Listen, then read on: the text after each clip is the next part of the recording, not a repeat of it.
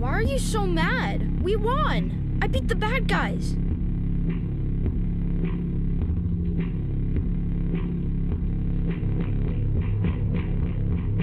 That's what happens when you're a bad guy.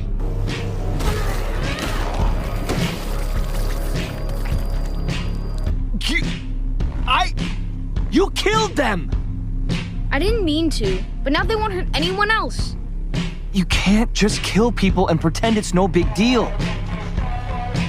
You killed the guy who broke Mom's arm. That was an accident. Life is precious. It's not precious. People kill each other all the time.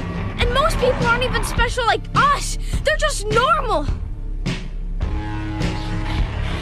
You sound just like that.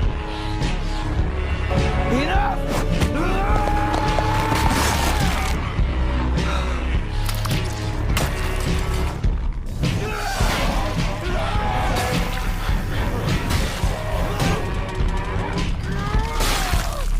Look at this goddamn mess. Everywhere you go, destruction follows.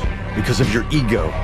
You're a hypocrite, waltzing off to help your mass-murdering dad. But God forbid anyone else screws up and then tries to make good.